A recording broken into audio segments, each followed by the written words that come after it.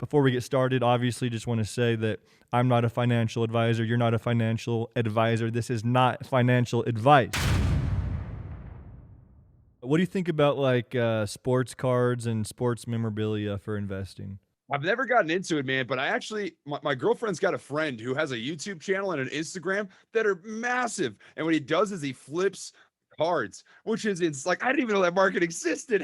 I was Yeah, like, dude. dude, that's insane. Like he's sold single cards for like triple Ks, like Yep. six figures. It's nuts. Like It's crazy, man. I've been what getting the into heck? that. I've been collecting sports cards super heavily, and then I collect a lot of sports memorabilia. I'm not sure if let me see if I can turn the screen here. You probably saw when I was on air with you, but I'm in the man cave right now. I got a whole row of jerseys, sports memorabilia, pretty much everything here. It's Yeah, all the man. way around. But yeah, that is That's right, actually man. before Dude, it's AMC. sick.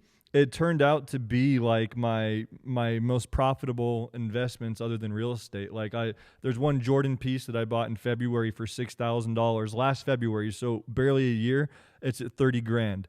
I bought a LeBron James game used autographed piece of floor for $5,000 in same time 1 year ago. It's at 25 grand. Like I've had a bunch of stuff like 5x, and it's all stable. Like the upper deck, like the big guys like LeBron and Jordan and all of those guys have exclusive contracts with Upper Deck, so they can only sign autographs through them. So Upper Deck controls the entire market. Therefore, as far as that goes, when you buy something with them, at least from my experience, it hasn't gone down. It only continues to go up. And I think LeBron and Jordan, shortly after I bought a lot of this stuff, announced they're not doing autographs anymore. So that definitely helped Makes increase the it worth more. price. Yeah. Yeah, because Yeah, like right, right. they're all multi-billionaires or whatever, so you can't even pay them $1 million to sit in a room all day and sign autographs. So I've been investing in that. Sports cards I've been getting into because I've been offered, because I have a sports dealer through I get all this stuff through.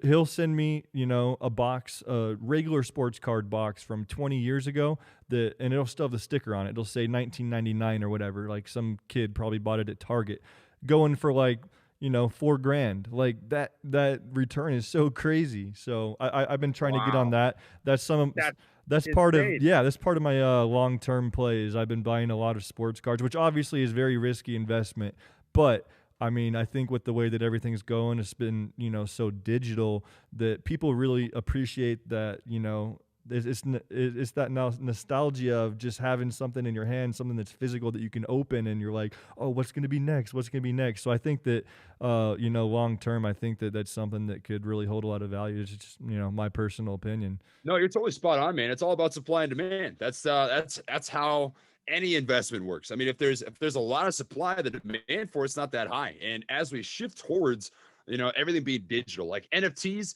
the next big craze right Dang. now, man.